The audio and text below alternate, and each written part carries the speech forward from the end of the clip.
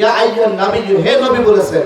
কিন্তু দেখেন তাফসীরে তাবারী বর্ণনায় আল্লাহ তাআলা বিশ্বনবীকে এখন যে ডাকলেন, এবার যে ডাকলেন, বিশ্বনবীকে ইয়া আইয়ুহার রাসূল বললেন না, ইয়া আইয়ুহান নাবিয়্যু বলেন। আল্লাহু আকবার বলেন না।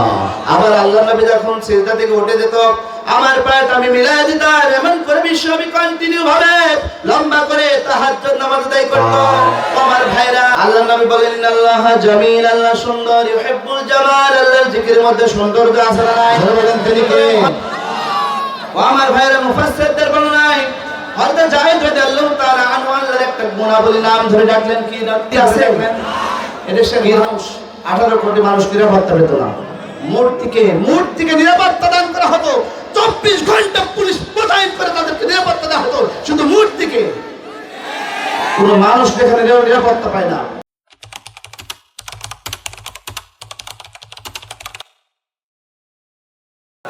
প্রিয় ভাইরা, আমি যে সূরাটা তেলাওয়াত করেছি, সূরা আল মুজাম্মিল, মুফাসসিরদের বর্ণনায় আল্লাহ রাসূল সাল্লাল্লাহু আলাইহি ওয়াসাল্লাম মক্কা জীবনের একেবারে প্রথম দিকে আল্লাহ তাআলা সূরা মুজাম্মিল নাযিল করেছেন। আল্লাহু আকবার বলেন না।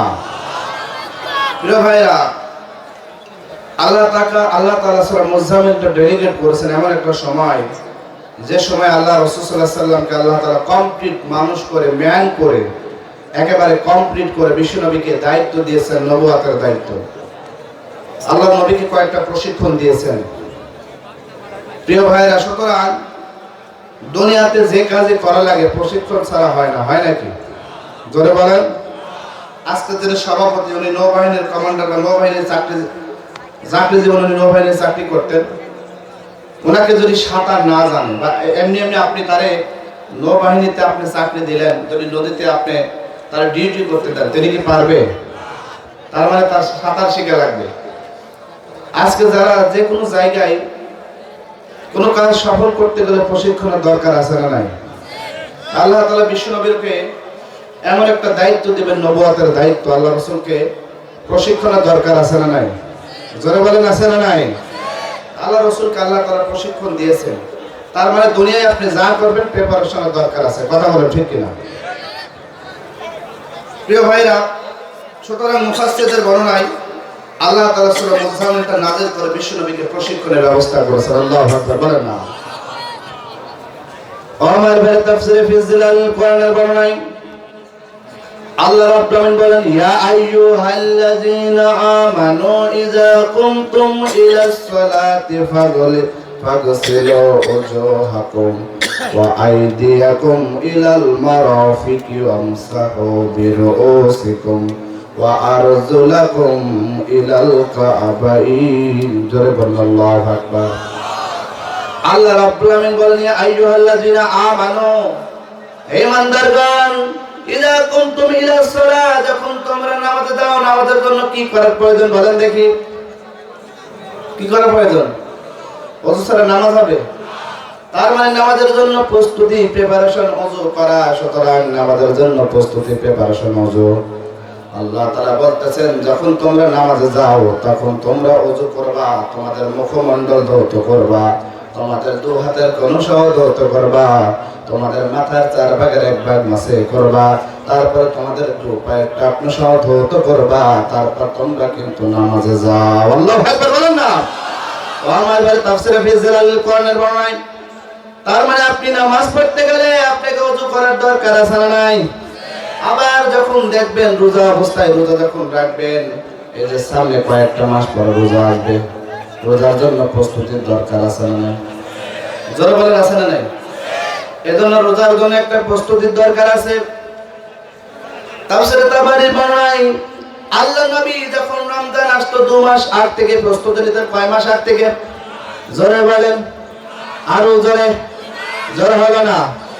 আল্লাহ নবী 2 মাস আগ থেকে প্রস্তুতি নিতেন। আল্লাহ নবী পড়তেন, আল্লাহুম্মা বারিক লানা ফি রজব ওয়া শাবান ওয়া বাল্লিগনা রমাদান। রজব শাবানে বরকত দাও, রমজান মাসে গুনাহ ছাড়াও, সপ্তাহ জুড়ে তুমি বরকত দাও, সপ্তাহ জুড়ে তুমি বরকত দাও, জুমার দিনে গুনাহ ছাড়াও। আল্লাহু আকবার বলেন না।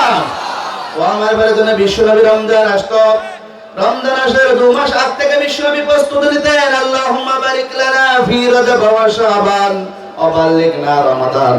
এইজন্য বিশ্বনবী বলতেন, আল্লাহ রজব শাবানে বরকত দাও এবং রমজানে পৌঁছায় দাও। আল্লাহু আকবার বলেন না। ও আমার ভাইরা, আবার আপনি যখন যাকাত দিবেন, যাকাতের জন্য প্রস্তুতির দরকার আছে না নাই? আপনি যখন যাকাত দিবেন 1 বছর ধরে আপনার নিসাবগুলো দেখবেন কেমন আপনার নিসাব হয়েছে। আপনি নিসাব কমপ্লিট করবেন, আপনি যাকাতের জন্য হিসাব করে, এটা আপনার যাকাতের জন্য কিন্তু প্রস্তুতি। আবার যখন আপনি হজে যাবেন, হজের জন্য প্রস্তুতির দরকার আছে না নাই? আপনি যখন হজে যাবেন আপনাকে করা লাগবে পাসপোর্ট, তারপরে করা লাগবে ভিসা, তারপর আপনি ওই আশকুনার হাজি ক্যাম্পে হজ প্রশিক্ষণ নেওয়া লাগবে, তারপর আপনাকে বিমান টিকিট করা লাগবে। এমন করে আপনি কিন্তু হজের প্রশিক্ষণ নেবেন। তার মানে পৃথিবীতে আপনি যে কাজ করবেন প্রত্যেকটা কাজের জন্য প্রিপারেশনের দরকার আছে না না? আল্লাহ তাআলা বিশ্বনবীকে সূরা মুজাম্মিল নাযিল করে আল্লাহ রাসূল সাল্লাল্লাহু আলাইহি সাল্লামের উপর আল্লাহ তাআলা কিছু প্রশিক্ষণ দিলেন, প্রিপারেশন দিলেন। কারণ আল্লাহ তাআলা বিশ্বনবীকে যে এত বড় একটা দায়িত্ব দিবেন, এই দায়িত্বের জন্য আল্লাহ রাসূলকে একেবারে কমপ্লিট মানুষ হিসেবে আল্লাহ তাআলা তৈরি করেন। আল্লাহু আকবার বলেন না। আমার ভাই তাফসীরে ফি জিলালিল কোরআনের বর্ণনায় মনোযোগ আছে না গেছে? যারা বলেন আছে না গেছে? তাফসীরে ফি জিলালিল কোরআনের বর্ণনায় আল্লাহ নবী নবুয়তের আগে আল্লাহ নবী হেরা গুহায় ধ্যানমগ্ন ছিলেন। তাফসীরে ফি জিলালিল কোরআনের বর্ণনায় আল্লাহ নবী হেরা গুহায় 40 দিন পর্যন্ত ধ্যানমগ্ন ছিলেন। কয়দিন বলেন? জোরে বলেন। আল্লাহ নবী 40 দিন হেরা গুহায় ধ্যানমগ্ন ছিলেন। এমন সময় হঠাৎ করে জিবরাইল আলাইহিস সালাম হেরা গুহার মধ্যে প্রবেশ করলো। আল্লাহু আকবার বলেন না। হযরত জিবরাইল আলাইহিস সালাম হেরা গুহার মধ্যে আসলো। আসার পরে আল্লাহ নবীকে বলতেছেন, ও মুহাম্মদ ইকরা, আপনি পড়ুন। ও মুহাম্মদ ইকরা, আপনি পড়ুন। আল্লাহ নবী বললেন, মা আনা বিকরি, আমি পড়তে পারি না। এমন করে বারবার বললেন, ও মুহাম্মদ ইকরা, আপনি পড়ুন। বিশ্বনবী বারবার উত্তর দেয়, মা আনা বিকরি, আমি পড়তে পারি না। তাফসীরে ফি জিলালিল কোরআনের বর্ণনায় জিবরাইল আলাইহিস সালাম আল্লাহ নবীকে মুখের মধ্যে আলিঙ্গন করে ধরলেন। আল্লাহ নবীকে মুখের মধ্যে আলিঙ্গন করে ধরার পরে এবার জিবরাইল আলাইহিস সালাম বিশ্বনবীকে বলতেছেন, ইয়া মুহাম্মদ ইকরা, ইয়া মুহাম্মদ ইকরা, আপনি পড়ুন। বিশ্বনবী বলতেছেন, মা আনা বিকরি, আমি পড়তে পারি না। তাফসীরে ফি জিলালিল কোরআনের বর্ণনায় বিশ্বনবীকে 3 বার বুকের মধ্যে আলিঙ্গন করে ধরলেন। তারপর বললেন, ইয়া মুহাম্মদ ইকরা। তখন আল্লাহ নবী পড়া শুরু করে দিল, ইকরা বিসমি রাব্বিকাল্লাযী খালাক, খালাকাল ইনসানা মিন আলাক, ইকরা রাব্বুকাল আকরাম, আল্লাযী আল্লামা বিল কলম, আল্লামাল ইনসানা মা লাম ইয়ালাম। জোরে বলুন আল্লাহু আকবার। ও আমার ভাইরা, যে কথা বলতেছিলাম, আল্লাহ নবীর উপরে আল্লাহ তাআলা যখন এই আয়াত কারিমা গুলো আল্লাহ নবীর উপরে যখন নাযিল করে দিলেন, বিশ্বনবীর তাফসীরে ফি জিলালিল কোরআনের বর্ণনায়, তাফসীর ইবনে কাসিরের বর্ণনায় বিশ্বনবীর শরীরটা ভার হয়ে গেল। আল্লাহ নবীর শরীরে জ্বর আর জ্বর, বিশ্বনবী থরথর করে কাঁপতে শুরু হয়ে গেল। আল্লাহ নবী আস্তে আস্তে বাসায় আসলেন। আসার পরে প্রথম তার স্ত্রী খাদিজা রাদিয়াল্লাহু তাআলা আনহাকে বলতেছেন, ও আমার প্রিয়তমা খাদিজা, ও আমার স্ত্রী খাদিজা, ও আমার স্ত্রী খাদিজা, আমি মনে হয় বেশি দিনে বাঁচবো না, আমি মনে হয় বাঁচবো না, আমার শরীরের কন্ডিশন ভালো নয়। ও আমার স্ত্রী খাদিজা, আমি যখন হেরা গুহায় ছিলাম তখন আল্লাহ নবী সব ঘটনা খুলে বললেন। বলার পরে আল্লাহ নবী বলতেছেন, খাদিজা, আমি মনে হয় বাঁচবো না। ও খাদিজা, আমি মনে হয় বাঁচবো না। আল্লাহ নবীর স্ত্রী খাদিজা রাদিয়াল্লাহু তাআলা আনহা বলতেছেন, ও নবী, আপনি কারোর কোনোদিন অন্যায় করেন নাই। ও নবী, আপনি মানুষের উপকার করেছেন। ও নবী, আপনি সৎ কাজের আদেশ দেন। ও মানুষ কেউ যদি বোঝা বই না নিতে পারে, আপনি কিন্তু বোঝা বই দিয়ে দেন। ও নবীকে উপার্জন না করতে পারলে আপনি উপার্জন করে দেন। আল্লাহু আকবার না। ও নবী, কেউ চিকিৎসাহীন অসুস্থ পড়ে থাকলে আপনি চিকিৎসার ব্যবস্থা করেন। ও নবী, ওই আল্লাহ সুতরাং আপনার সঙ্গে কোনো খারাপ কিছু করবে না, ওই আল্লাহ আপনার জন্য কল্যাণ করবে। ও নবী, আপনি কোনো টেনশন করেন না, চিন্তা করেন না। ও নবী, আপনি টেনশন করেন না, চিন্তা করেন না। সুতরাং আল্লাহ নবী বললেন, আল্লাহ এই এত কথা হচ্ছে কেন? দেখেন এই হোক, একটু কষ্ট মেনে নেন না, অত কথা বলেন কেন? এইগুলো তো ঠিক না। এইখানে দু একটা ছেলে পেলে এই উগ্রতা ঠিক না ভাই, একটু একটু ধৈর্য ধারণ করতে হবে। ওখান থেকে বেশি সাউন্ড করছে। আমরা সবাই হাত তুলে তাকবীর, লিল্লাহি তাকবীর, জোরে জোরে হাত তুলে সবাই লিল্লাহি তাকবীর, লিল্লাহি তাকবীর, লিল্লাহি তাকবীর। আমার ভাই যে কথা বলতেছিলাম মনোযোগ আছে না গেছে? এই জোরে বলেন আছে না গেছে? আল্লাহ নবী বললেন, বারবার বললেন, আল্লাহ নবী বললেন, ও আমার খাদিজা, প্রিয়তম স্ত্রী খাদিজা, আমাকে একটা কম্বল দাও।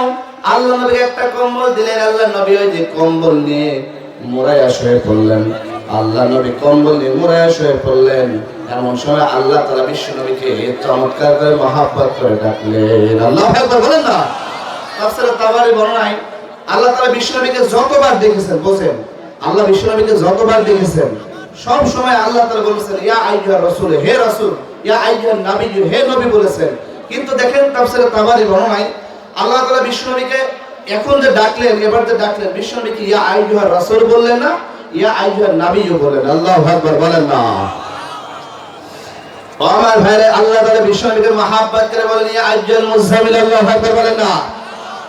আল্লাহ বলেন ইয়া আইয়ুহাল মুযাম্মিল, মুযাম্মিল মানে কম্বলওয়ালা। ওই যে বিশ্বনবী কম্বল মুড়ে শুয়ে পড়লেন, আল্লাহ তাআলা বিশ্বনবীকে ভালোবেসে বললেন ইয়া আইয়ুহাল মুযাম্মিল, ও কম্বলওয়ালা নবী, ও কামলিওয়ালা নবী, ও কামলিওয়ালা নবী, আপনি উঠুন। আল্লাহু আকবার বলেন। আল্লাহ তাআলা বিশ্বনবীকে ডাকলেন ও কামলিওয়ালা নবী। আল্লাহু আকবার বলেন। আমার ভাই যে কথা বলতেছিলাম, বিশ্বনবী ওই যে অবস্থায় শুয়ে পড়লেন, আল্লাহ তাআলা বিশ্বনবীকে কামলিওয়ালা নবী বলে ডাকলেন। হেরা হতে হেলে দোলে নোরানি ওয়াতনো ওকে আসে হাই, সারা দুনিয়ার হেরামের পর্দা খুলে খুলে যাই, সে যে আমার কামলিওয়ালা, কামলিওয়ালা। আল্লাহু আকবার বলেন না। সে যে আমার কামলিওয়ালা, কামলিওয়ালা। তোর ভাবে বিবল রাঙা পায়ের তলে, পর্বত জঙ্গল টলমল টলে, কর্মা খেজুর বাদাম জাফরানি ফুল সরে সরে যাই, সে যে আমার কামলিওয়ালা, কামলিওয়ালা। আল্লাহু আকবার বলেন না। সে যে আমার কামলিওয়ালা, কামলিওয়ালা। আল্লাহ তাআলা বিশ্বনবীকে বলেন ও কামলিওয়ালা নবী, ও কম্বলওয়ালা নবী, কুমিল লাইলা ইল্লা কলিলা। দেখুন তাফসীরে ফি জিলালিল কোরআনের বর্ণনায় আল্লাহ তাআলা বিশ্বনবীকে 5টা প্রশিক্ষণ দিয়েছেন। কয়টা? জোরে বলেন কয়টা? হাত দেখায় বলেন কয়টা? আল্লাহ তাআলা বিশ্বনবীকে 5টা প্রশিক্ষণ দিয়েছেন। 1 নম্বর প্রশিক্ষণ দিলেন কুমিল লাইলা ইল্লা কলিলা। ও নবী, আপনি যে কম্বল মুড়ায় শুয়ে আছেন গো নবী, কুমিল লাইলা ইল্লা কলিলা, আপনি উঠুন। ও নবী উঠে আপনি তাহাজ্জুদ গুজারি হয়ে যান। তার মানে বিশ্ব নবী কন্টিনিউ কিন্তু তাহাজ্জুদ নামাজ আদায় করত। তাফসীরকারকদের মতে আল্লাহর নবীর উপরে আল্লাহ তাআলা তাহাজ্জুদ নামাজ ওয়াজিব করে দেন। আল্লাহর নবী কন্টিনিউ তাহাজ্জুদ নামাজ আদায় করত। আল্লাহর নবীর প্রিয়তম স্ত্রী হযরত আয়েশা রাদিয়াল্লাহু তাআলা আনহা থেকে হাদিস বর্ণিত মুসলিমের বর্ণনায় আল্লাহ নবী কন্টিনিউ তাহাজ্জুদ নামাজ আদায় করত। আয়েশা রাদিয়াল্লাহু তাআলা আনহা বলেন, আমার এবং রাসূলের একটা ছোট্ট ঘর, ওই ছোট্ট ঘরের মধ্যে আমি এবং আল্লাহর নবী আমরা উভয়ই কিন্তু গাদাগাদি করে শুয়ে থাকতাম। খুব একটা জায়গা ছিল না ঘরের মধ্যে, কিন্তু আমি মাঝে মাঝে অনুভব করতাম আল্লাহ নবী কন্টিনিউ প্রতিদিন তাহাজ্জুদ নামাজ আদায় করত।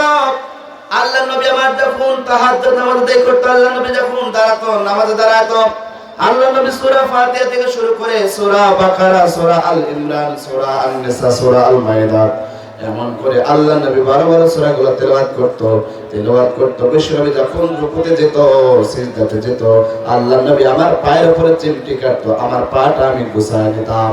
আবার আল্লাহ নবী যখন সিজদা থেকে উঠে যেত, আমার পাটা আমি মিলায় দিতাম। এমন করে বিশ্বনবী কন্টিনিউ ভাবে লম্বা করে তাহাজ্জুদ নামাজ আদায় করত। আমার ভাইরা, সুতরাং যে ব্যক্তি তাহাজ্জুদ গুজারি হয়ে যায়, ওই মুমিনের মর্যাদা বৃদ্ধি করে দেন তিনি কে? জোরে বলেন না তিনি কে? এজন্য আমরা তাহাজ্জুদ পড়ার চেষ্টা করব। কেউ কেউ পড়েন মাঝে মাঝে, জীবনে একদিন বা বছরে একদিন, মাসে একদিন, কে পড়েন মাঝে মাঝে? কে কে পড়েন হাত তোলেন তো?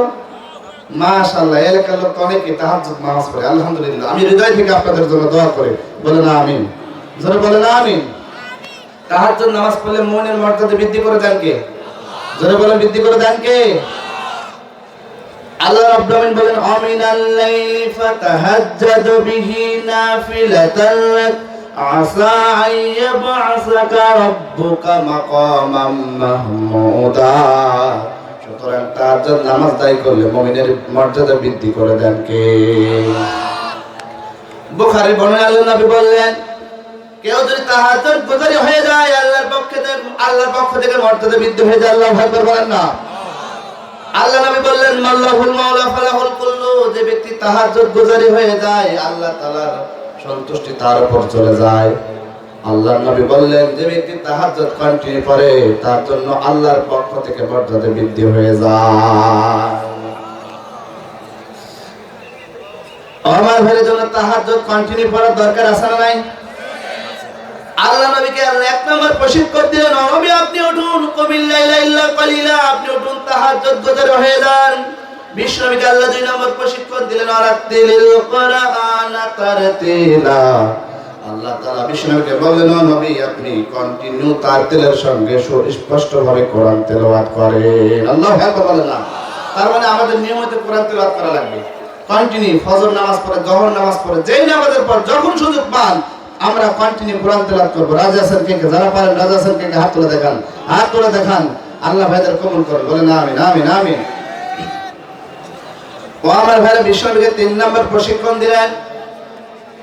আল্লাহ তাআলা বিশ্বনবীকে 3 নম্বর প্রশিক্ষণ দিলেন। ও নবী আপনি শুনুন 3 নম্বর প্রশিক্ষণ। আল্লাহ বলেন, আযকুর ইসমা রাব্বিকা ওয়া তাবাত্তাল ইলাইহি তাবতিলা।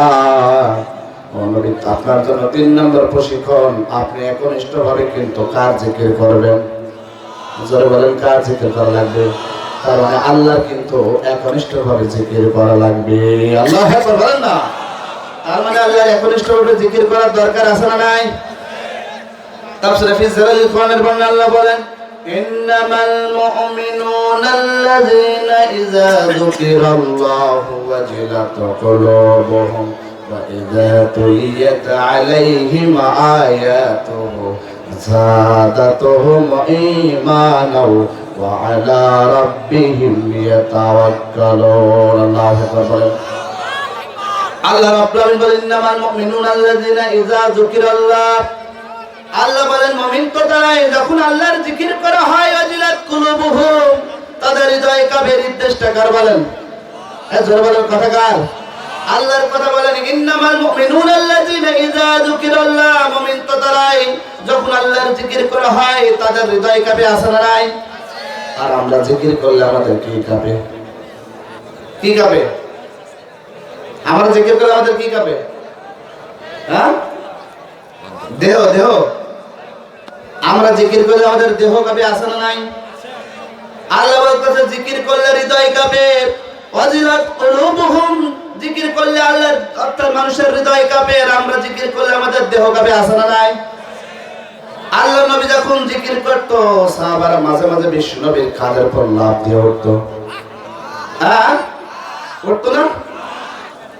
আল্লাহ নবী যখন জিকির করতো মাঝে মাঝে সাহাবারা লুঙ্গি খুলে দৌড় মারতো, মাঝে মাঝে দৌড় মারতো, দৌড় মারতো না? আল্লাহ নবী যখন জিকির করতো সাহাবারা মাঝে মাঝে বাঘ বয়ে দৌড় মারতো, পানির মধ্যে ঝাঁপ দিত, করতো না? কিন্তু আমরা বক্তারা জিকির করলে শ্রোতারা আমাদের কাঁধের উপর লাফ দিয়ে বসে, আছে না নাই? আমরা বক্তারা যখন জিকির করা হয় তখন কিন্তু শ্রোতারা কিন্তু লুঙ্গি খুলে দৌড় মারে, আছে না নাই? কারণ বিশ্ব নবী যখন জিকির করতো, ওয়াজ করতো, আল্লাহ নবী সাহাবারা কিন্তু লুঙ্গিও খুলতো না, কিন্তু পাগলও কিন্তু হতো না। সুতরাং যারা জিকিরের মধ্যে ভণ্ডামি শুরু করে, যারা জিকিরের মধ্যে লাফালাফি করে, যারা জিকিরের মধ্যে বক্তার কাঁধের উপর লাফ মারে, যারা লুঙ্গি খুলে দৌড় মারে, ওরা ভণ্ড ছাড়া আর কিছু হতে পারে না। কথা বলে মুসলমান, ঠিক কিনা? ঠিক কিনা? ঠিক কিনা?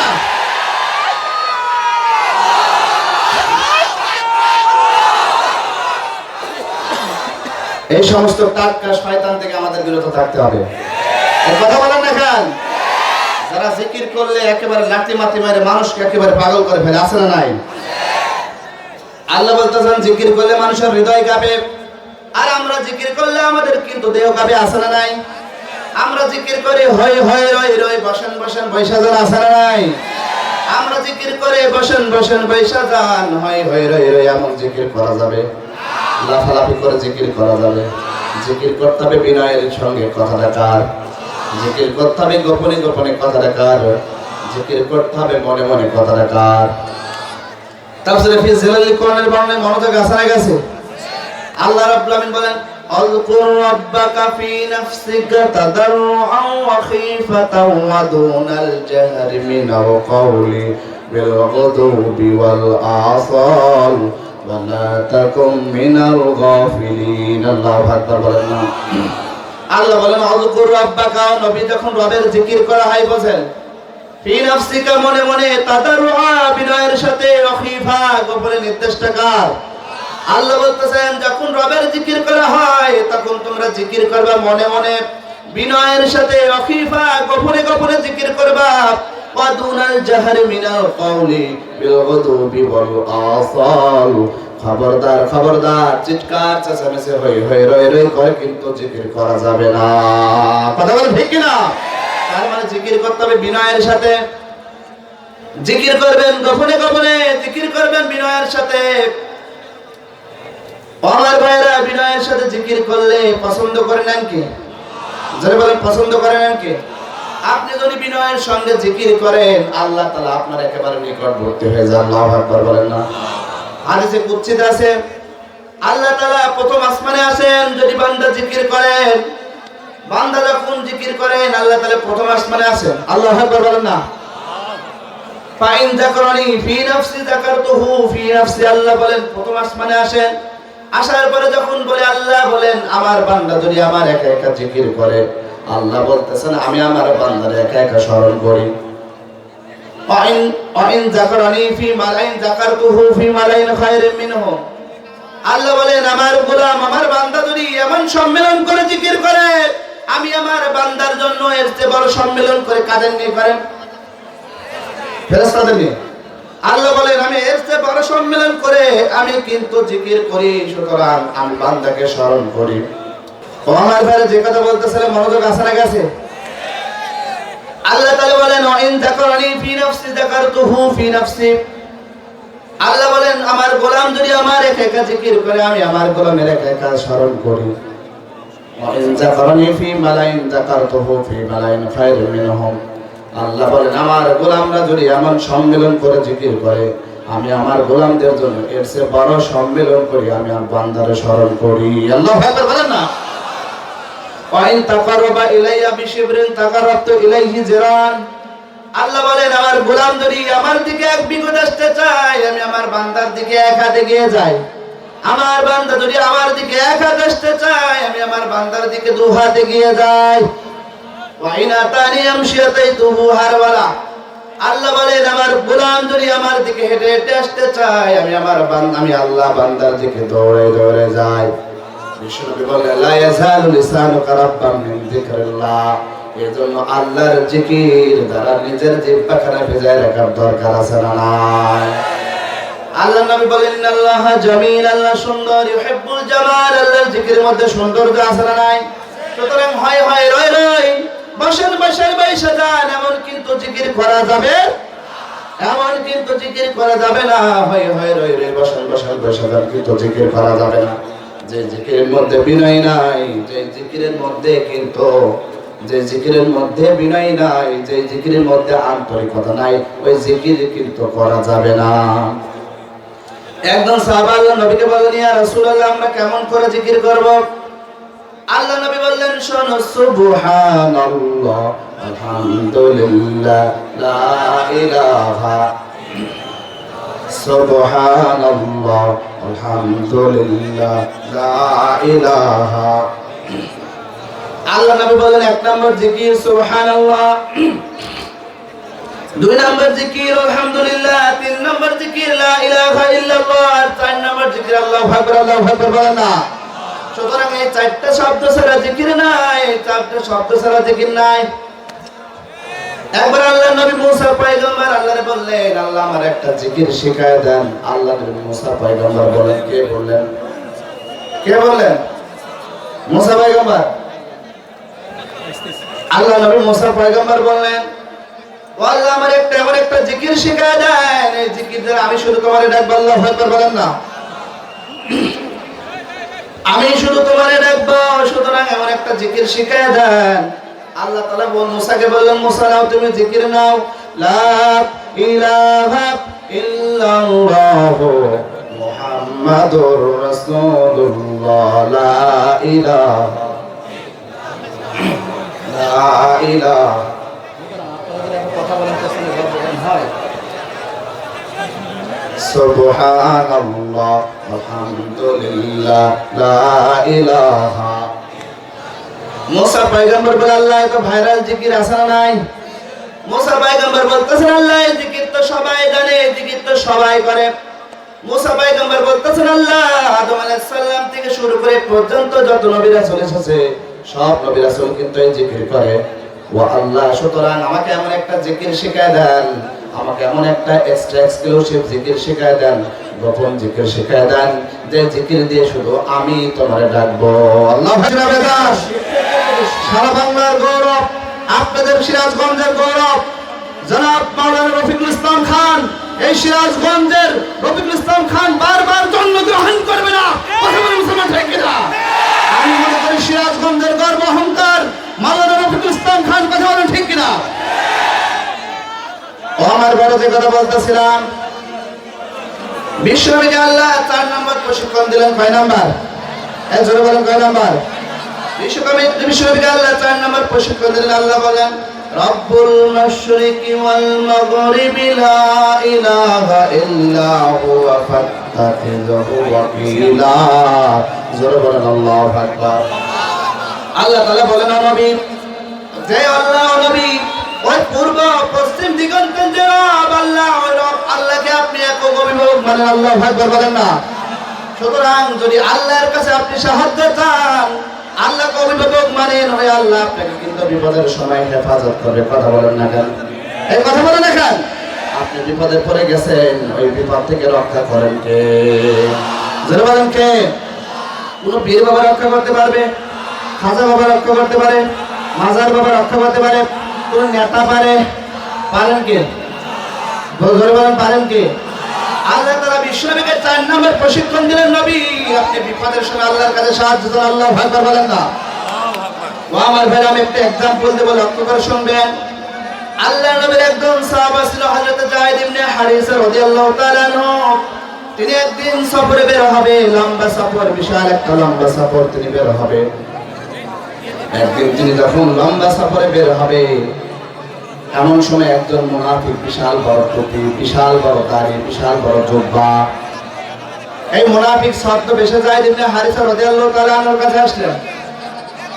সুতরাং দেখেন, এই মুনাফিক ছিল বিশাল বড় টুপি, বিশাল বড় দাড়ি, বিশাল বড় টুপি, বিশাল বড় জুব্বা। অনেক আমাদের দেশে অনেক মানুষ আছে বড় টুপি, বড় দাড়ি, টাটকা শয়তান আছে না নাই? এজন্য বলেন, আছে না নাই? বড় টুপি, লেবাস দাড়ি, বড় বড় জুব্বা পরে থাকে, বড় বড় টুপি তকরাত পরে থাকে। সুতরাং এর চেয়ে বড় টাটকা শয়তান বাংলার ভূখণ্ডে পাওয়া যায় না। কথা বলে মুসলমান ঠিক কিনা? আমরা দেখেছি আল্লামা দেলোয়ার হোসেন সাইদের বিরুদ্ধে যিনি মামলা করেছিলেন, ওই নজিবুল বাশার মাইজ ভান্ডারী, উনি ছিলেন একজন টুপিওয়ালা, উনি ছিলেন একজন দাড়িওয়ালা। আলেমদের বিরুদ্ধে যারা কেস করেছেন, মামলা করেছেন, এই টাটকা শয়তান মুনাফিকরা আমাদের বিরুদ্ধে মামলা করেছিল। কথা বলেন ঠিক কিনা? ঠিক কিনা? ঠিক কিনা? আমার ভাইরা, সুতরাং একজন কাফেরের চাইতে টাটকা শয়তান লেবাসধারীরা ইসলামের বেশি ক্ষতি করেছে। ওই সময় যায়েদ ইবনে হারিসার সবার সঙ্গে একজন মুনাফিক, যার লেবাস আছে, টুপি, যার এই ভাই এই আমি তো শেষ হয়ে গেছে বলবো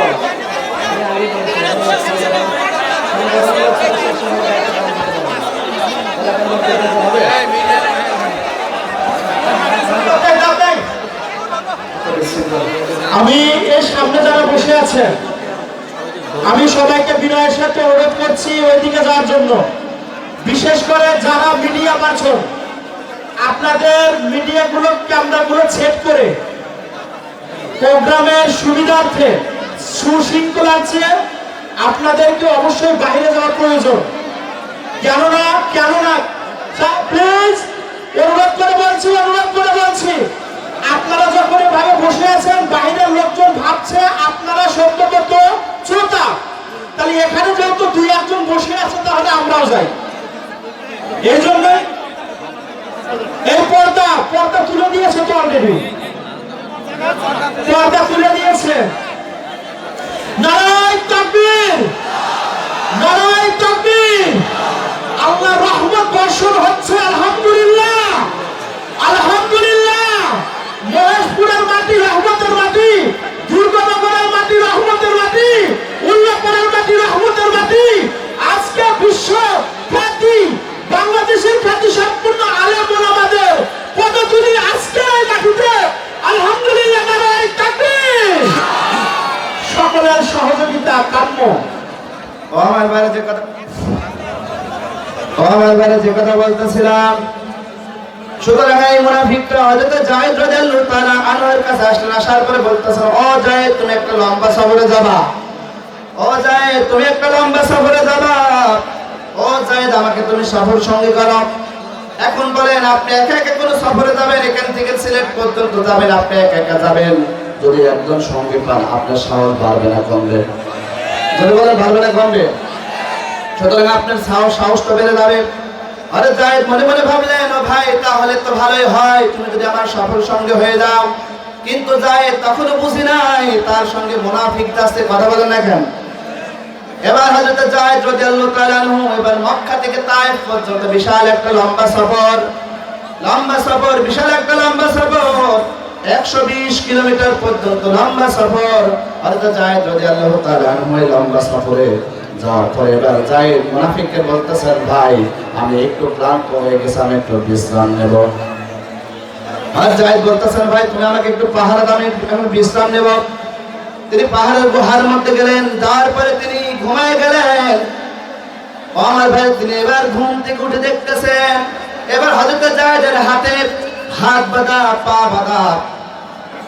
তিনি উপরের দিকে তাকালেন, তাকানোর পরে তিনি দেখলেন ওই যে মুনাফিক ছিল তার সঙ্গে, ওই মুনাফিকটা তার হাত পা বেঁধে তার মাথার উপরে তিনি তরবারি ধরে আছে। হযরত যায়েদ রাদিয়াল্লাহু তাআলা আনহু বলতেছেন, ও ভাই, তুমি আমার সঙ্গে ভালোভাবে সফরে আসলে। ও ভাই, ভালোভাবে সফরে আসলে। ও ভাই, আমার হাত পা তুমি বাঁধলে কেন? এবার মুনাফিক বলতেছেন, ও যায়েদ, আমি তোমার হাত পা বাঁধলাম, তোমার কোনো দোষ নাই, তোমার কোনো ত্রুটি নাই। তোমাকে আমি হত্যা করব একটা কারণে, শুধু আমি আল্লাহর নবীকে কষ্ট দেওয়ার জন্য। নাউজুবিল্লাহ বলেন না। ও যায়েদ, তোমার কোনো অন্যায় নাই, ভুল নাই। আমি একজন ইহুদি, আমি ছদ্মবেশে তোমার সফর সঙ্গে হয়েছে। ও যায়েদ, তোমার কোনো ভুল নাই, ত্রুটি নাই, শুধু তোমাকে আমি হত্যা করব যাতে আল্লাহ নবী কষ্ট পায়। কারণ আমি জানি তুমি আল্লাহ নবীর একজন কলিজার মানুষ, তুমি আল্লাহ নবীর একজন প্রিয় মানুষ। কারণ আমি তোমাকে হত্যা করলে আল্লাহ নবী কষ্ট পাবে, এই জন্যই ও যায়েদ, আমি তোমাকে হত্যা করব। এবার হযরত যায়েদ চিন্তা করলেন, এই মরুভূমি এলাকা, নির্জন এলাকা, এখানে কোনো মানুষ নাই, কোনো বাড়ি ঘর নাই, কোনো কিছু নাই। এই বিপদের সময় একজন সাহায্য করতে পারেন, তো বলেন তিনি কে? জোরে বলেন তিনি কে? আল্লাহ ছাড়া কি ওই সময় কারো কেউ সাহায্য করতে পারে? হযরত যায়েদ মনে মনে ভাবলেন, এখন কেউ আমাকে সাহায্য করতে পারে না, কেউ আমাকে রক্ষা করতে পারে না, কেউ বাঁচাতে পারেন না, একজন তিনি কে? জোরে বলেন তিনি কে? ও আমার ভাইরা, মুফাসসিরদের বর্ণনায় হযরত যায়েদ রাদিয়াল্লাহু তাআলা আনহু আল্লাহর একটা গুণাবলী নাম ধরে ডাকলেন। কি ধরে ডাকলেন? কি ধরে? আল্লাহর একটা গুণাবলী নাম ধরে ডাকলেন। হযরত যায়েদ আকাশের দিকে তাকালেন, আল্লাহু আকবার বলেন না। হযরত যায়েদ আকাশের দিকে তাকালেন, আল্লাহর একটা গুণাবলী নাম ধরে ডাকলেন, আগিসনি ইয়া রহমান,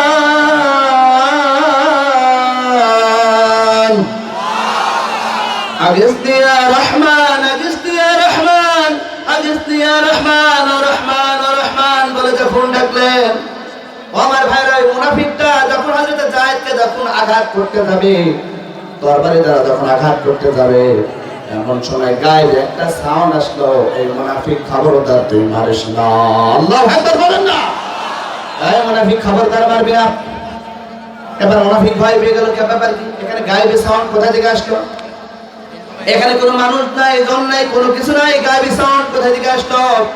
এবার মুনাফিক পাহাড়ের গুহা থেকে বের হলেন। পাহাড়ের গুহা থেকে বের হওয়ার পর তিনি বাইরে গেলেন। বাইরে যাওয়ার পরে দেখতেছেন কোনো মানুষ নাই, জন নাই, কোনো কিছু নাই। মনে মনে চিন্তা করলেন, শুধু দূর কোনো কিছু সাউন্ড তিনি শুনতে পারেন এমন মনে মনে ভাবলেন। ভাবার পরে মনে করে চিন্তা করলেন কোনো কিছু নাই, যাই ভয় পাওয়ার দরকার নাই। আবার তিনি পাহাড়ের গুহার মধ্যে ঢুকে পড়লেন। পাহাড়ের গুহার মধ্যে ঢুকে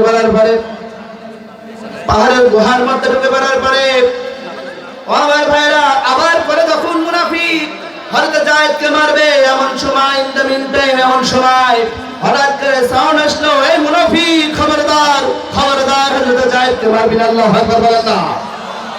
ও মুনাফিক খবরদার, হযরত যায়েদকে মারবি না, যায়েদকে মারবি না। এ ভাই, আপনি বারবার নিষেধ করছেন। ও মুনাফিক তুমি খবরদার, ও মুনাফিক তুমি খবরদার, মারবি না।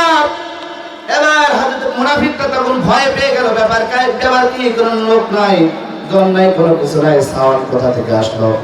এবার মুনাফিকটা পাহাড়ের গুহা থেকে বের হয়ে বাইরে চলে গেল।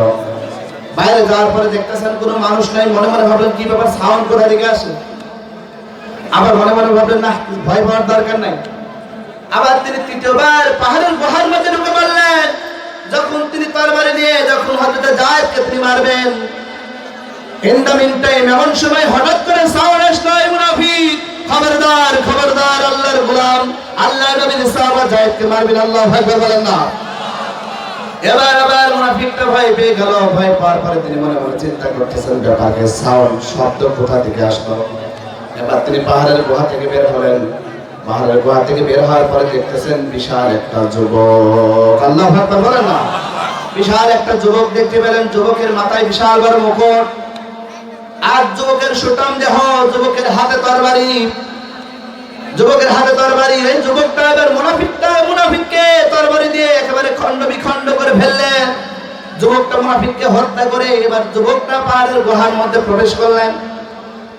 প্রবেশ করার পর হযরত যায়েদ রাদিয়াল্লাহু তাআলা আনহুর এবার তিনি হাতের বাঁধন খুললেন, পায়ের বাঁধন খুললেন। খোলার পরে বললেন, ও যায়েদ তুমি কোনো টেনশন করো না, চিন্তা করো না। যায়েদ তোমার কোনো ভয় নাই। বিপদের সময় সাহায্য করেন কে? জোরে বলেন, সাহায্য করেন কে? বিপদের সময় আল্লাহ আমাদের সাহায্য করবে। এই কথা বলেন না কেন? আমরা এই দেশের এই মানুষ, জনসাধারণ, ইসলামী আন্দোলন নিবেদিত কর্মী, একসময় আমরা বিপদগ্রস্ত ছিলাম, আমরা জুলুমের মধ্যে ছিলাম, আমরা এক আল্লাহ এক রবের কাছে সাহায্য চেয়েছিলাম। ওই রব আমাদের সাহায্য করেছে। 5 আগস্টের মাধ্যমে গোটা বাংলার ভূখণ্ড জালিম স্বৈরাচার মুক্ত করেছে। কথা বলে মুসলমান, ঠিক কিনা? ঠিক কিনা? ঠিক কিনা?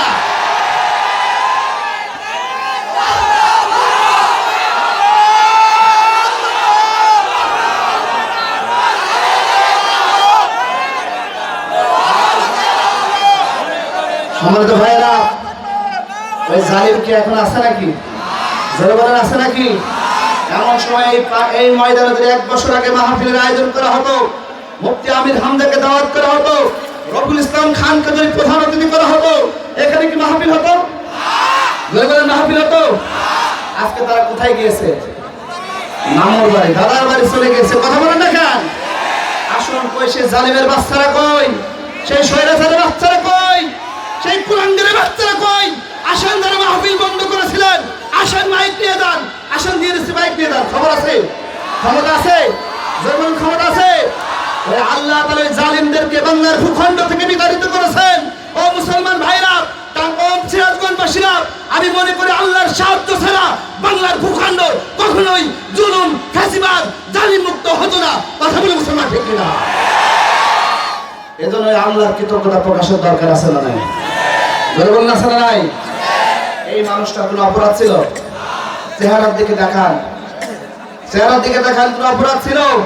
কিন্তু এই মানুষটাকে দিনের পর দিন, মাসের পর মাস, বছরের পর বছর ওই বাতিলের কারাগারে তাকে বন্দিশালে বন্দী করা হয়েছিল।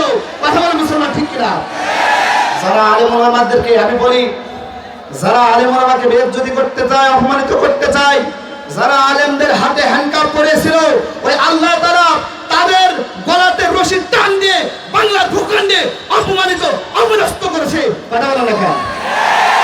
এদেশের মানুষ নিরাপত্তা পেত না? পেত? আমি কুষ্টিয়ার সন্তান, আমি আল্লাহর কোরআন দিয়ে বলতেছি, একটা মিথ্যা কথা বলবো না। আমার কুষ্টিয়া একটা মূর্তি ছিল, আপনারা জানেন। বাবাদের মূর্তিকে কারা হাত দিয়েছিল। এই বাংলার ভূখণ্ডে কয়েকজন আলেমকে অ্যারেস্ট করা হয়েছিল, আল্লামা মামুনুল হককে অ্যারেস্ট করা হয়েছিল মূর্তি ভাঙার কারণে। গোটা বাংলায় তারা ওই জালিমরা মিছিল করেছিল, আমাদের মূর্তির গায়ে কারা হাত দিল, হাত দেওয়ার কারণে আলেমদেরকে অ্যারেস্ট করা হয়েছিল। ওই জালিমরা আছে নাকি? ওই মূর্তি আছে? এদেশের মানুষ 18 কোটি মানুষ নিরাপত্তা পেত না। মূর্তিকে নিরাপত্তা দান করা হতো, 24 ঘন্টা পুলিশ মোতায়েন করে তাদেরকে নিরাপত্তা দেওয়া হতো, শুধু মূর্তিকে। কোন মানুষ যেখানে নিরাপত্তা পায় না। 6 আগস্টের পরে আমি 6 আগস্টে দেখলাম কুষ্টিয়ার প্রাণ কেন্দ্রে মাজলপুর গেটে মূর্তি, বাবাজার মূর্তির একটা পা পড়ে আছে।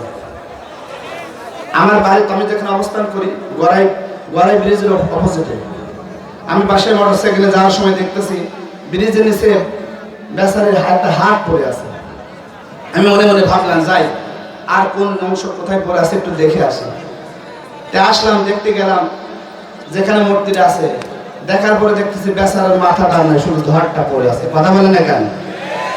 যারা আমাদের অপমানিত করতে চেয়েছিল, আমাদের লাঞ্ছিত করতে চেয়েছিল, আমাদেরকে অপমানিত করতে পেরেছে? এই বাংলার মানুষের কাছে রফিকুল ইসলাম খানের সম্মান কমেছে না বেড়েছে? কমেছে না বেড়েছে? সুতরাং যারা আলেমদেরকে অপমানিত করতে চায়, আল্লাহ তাদেরকে নাস্তানাবুদ করে অপমানিত করে বাংলার ভূখণ্ড থেকে বিতাড়িত করেছেন। এজন্য আল্লাহর কৃতজ্ঞতা, আল্লাহর সাহায্য দরকার আছে না নাই? ও আমার ভারতে যাই যদি আল্লাহ তাআলা নো। এবার তখন ওই যুবককে বললেন, ও যুবক, এই বিপদের দিন তুমি আমাকে বাঁচালে, রক্ষা করলে, যুবক তুমি কে? যুবকটা তখন বলতেছেন, ভাই যায়েদ, আমি কেউ না, আনা জিবরাইল। আল্লাহু আকবার বলেন না? ও যায়েদ, আমি কেউ না, আনা জিবরাইল, আমি জিবরাইল। আল্লাহু আকবার বলেন না? ও যায়েদ, যখন তুমি আল্লাহর একটা গুণাবলী নাম ধরে ডেকেছিলে, আগিসনি ইয়া রাহমান। ও যায়েদ, যখন তুমি আল্লাহর একটা গুণাবলী নাম ধরে ডেকেছিলে, তখন আল্লাহ তাআলা আমাকে বললেন, জিবরাইল যাও। ওই যায়েদ রাদিয়াল্লাহু তাআলা আনহু দুনিয়ার কারোর কাছে সাহায্য চায় না, সাহায্য চায় কার কাছে? জোরে বলেন, সাহায্য চায় কার কাছে? আল্লাহর কাছে সাহায্য চায়। এজন্য বিপদের দিন কেউ সাহায্য করেন না, করেন কে? আমি একটা एग्जांपल দিব। আপনি বিপদের সময় আল্লাহর কাছে সাহায্য চাইবেন, আল্লাহ দেখবেন আপনাকে সাহায্য করবে। আপনার কঠিন জটিল রোগের মধ্যে ভুগতেছেন, দুনিয়ার কাছে সাহায্য চাইবেন না, আল্লাহর কাছে সাহায্য চাইবেন। তাহাজ্জুদ নামাজে দাঁড়ায় যান, দেখবেন ওই আল্লাহ আপনাকে সাহায্য করবে। আল্লাহু আকবার বলেন না? আমার ভাই বুখারী বর্ণনায় বনি ইসরাইলের একটা ঘটনা মনোযোগ আছে না গেছে? বনি ইসরাইলের একটা ঘটনা। বনি ইসরাইলের 3 জন যুবক ছিল, তারা একটা সফরে বের হলো, লম্বা সফরে বের হলো। সফরে বের হওয়ার পরে পাহাড়ি এলাকায় তারা গিয়েছিল, বিশাল ঝড় আর সাইক্লোন শুরু হয়ে গেল। 3 জন যুবক তখন মনে মনে ভাবলো, এই বিপদ থেকে কি করা যায়, চলো আমরা একটু পাহাড়ের গুহার মধ্যে আশ্রয় নিই। বুখারী বর্ণনা থেকে আমি বলতেছি, এবার 3 জন যুবক পাহাড়ের গুহার মধ্যে আশ্রয় নিল। আশ্রয় নেওয়ার পরে হঠাৎ করে কিছুক্ষণ পরে পাহাড়ের উপর থেকে বিশাল একটা পাহাড়ের পাথরের অংশ এসে গুহার মুখটা আটকায় গেল। এবার 3 জন যুবক ঠেলাঠেলি শুরু করে দিল, করে ঠেলাঠেলি শুরু করে দিল। কিন্তু ঠেলাঠেলি করেও কিন্তু পাথরটা নড়াতে পারে না। এবার 3 জন যুবক বলাবলি করতেছেন, ভাই আজকে আমাদের বিপদের দিন কেউ রক্ষা করতে পারেন না, পারেন কি? জোরে বলেন, পারেন কি? আজকে আমাদের কেউ রক্ষা করতে পারেন না, আল্লাহ আমাদের পারেন। ও ভাই, আমাদের 3 জনের যার যা ভালো কাজ আছে, ভালো আমলগুলো আছে, চলো আল্লাহর কাছে একটু উপস্থাপন করে দেখি। আল্লাহর কাছে উপস্থাপন করলে ওই আল্লাহ আমাদের এই বিপদ থেকে রেহাই দান করতে পারে। আল্লাহু আকবার বলেন না? আমার ভাই, এবার 3 জন যুবকদের মধ্যে একজন যুবক বলতেছেন, আল্লাহ দুনিয়ায় কোনো ভালো কাজ করি না, তবে একটা কাজ করেছি আল্লাহ। আল্লাহ আমার জানার মতো একটা ভালো কাজ করেছি। আল্লাহ আমার আল্লাহ আমি পেশায় ছিলাম একদম রাখাল, আমি সারাদিন বকরি চড়াতাম। বকরি চড়ানোর পরে ওই বকরির দুধ দহন করতাম, প্রথমে দিতাম আমার মা বাবাকে। কাকে দিতেন? জোরে বলেন, কাকে দিতেন? আল্লাহ প্রথমে আমি দিতাম আমার মা বাবাকে। আমি একদিন বকরি নিয়ে বাসায় আসতে রাত হয়ে গেল। আমি এসে দেখি আমি দুধ দহন করলাম, আমার স্ত্রীকে বললাম আমার বাবা মা কোথায়? আমার স্ত্রী বলল তোমার বাবা মা ঘুমায় গেছে। বললাম আমি ওই দুধ নিয়ে, দুধের পেয়ালা নিয়ে এবার আমার পিতামাতার ঘরে প্রবেশ করলাম, দেখলাম আমার বাবা মা সত্যি ঘুমায় গেছে। আমি মনে মনে ভাবলাম কি করব, আব্বা আমাকে ডাকবো না, পেয়ালা নিয়ে দাঁড়ায় থাকবো। মনে মনে ভাবলাম না না, আব্বা আমাকে ডাকলে আব্বা আমার কষ্ট পাবে। তখন কি করব চিন্তা করলাম, এই দুধের পেয়ালা নিয়ে আমি আব্বা আম্মার শিয়রের পাশে দাঁড়ায় থাকবো। সুবহে সাদিকের পরে যখন আবার আব্বা আম্মা ঘুম থেকে উঠলো, ওঠার পরে দেখলেন আমি তাদের মাথার শিয়রের পাশে আমি তাদের ওই দুধের পেয়ালা নিয়ে দাঁড়িয়ে আছি। আমার আব্বা আমাকে দিলাম, তারপর আমার সন্তানদেরকে দিলাম। যুবকটা বলতেছেন আল্লাহ আল্লাহ আমি ইচ্ছা করলে আমার ছোট্ট ছোট্ট সন্তান কান্নাকারি করতেছিল, আল্লাহ আমি ইচ্ছা করলে আমার সন্তানদের দিতে পারতাম, আল্লাহ আমি দেইনি। সুতরাং আল্লাহ আমি আব্বা আমাকে দিয়েছি। আল্লাহ ওই মুহূর্তটা যদি তুমি পছন্দ করে থাকো, আল্লাহ কঠিন বিপদের দিন, আল্লাহ কঠিন মুহূর্ত তুমি আমাকে রক্ষা করবে। আল্লাহ ফাজারার সঙ্গে সঙ্গে পাথরের যে পাথরটা ছিল 3 অংশের 1 অংশ সরে গেল। আল্লাহু আকবার বলেন না। এগুলো 3 জন যুবকের মধ্যে একজন যুবক আল্লাহর কাছে দোয়া করলেন। থাকলো কয়জন? জোরে বলেন কয়জন? এবার 2 জন থাকলেন। এবার ওই যে একজন যুবক ছিল বলল ভাই আমি তো আল্লাহর কাছে বললাম, আমার ভালো কাজ উপস্থাপন করলাম, তোমারও কি ভালো কাজ আছে? তুমি একটু আল্লাহর কাছে বলে দেখো না, দেখো একটু বলে দেখো না, যদি আল্লাহ আমাদের দোয়াগুলো কবুল করে নেয়। ওই 2 জন যুবকের মধ্যে একজন যুবক বলতেছে আল্লাহ দুনিয়ায় কোনো ভালো কাজ করে নাই, আল্লাহ তবে একটা ভালো কাজ করেছে। আল্লাহ আকবার বলেন না। কয়টা ভালো কাজ করেছে? হাত তুলে দেখেন কয়টা? সবাই সবাই হাত তুলে দেখেন কয়টা? যুবকটা বলতেছেন আল্লাহ তবে একটা ভালো কাজ করেছি গো আল্লাহ, আমার এক চাচাতো বোন ছিল খুব সুন্দরী রূপবতী যুবতী, আমার চাচাতো বোন, আমি তার সৌন্দর্যে আমি আসক্ত ছিলাম, পাগল ছিলাম। আমি একদিন আমার চাচাতো বোনকে আমি ডাকলাম, অফার করলাম, ও আমার চাচাতো বোন আমি তোমাকে একান্ত কাছে পেতে চাই, একান্ত মুহূর্ত আমরা কাটাতে চাই। আমার চাচাতো বোন বলল আমার চাচাতো ভাই না না না, যদি তুমি আমাকে একান্ত ভাবে পেতে চাও তাহলে তোমাকে কিন্তু অনেক স্বর্ণ মুদ্রা দেওয়া লাগবে, অনেক পুরস্কার করা লাগবে, আমাকে পুরস্কৃত করা লাগবে, টাকা পয়সা দেওয়া লাগবে। সুতরাং টাকা পয়সা দেওয়া লাগবে, যদি তুমি দিতে পারো আমাকে একান্ত মুহূর্তে পাবা। আমি দীর্ঘ 1 বছর ধরে টাকা পয়সা জমালাম।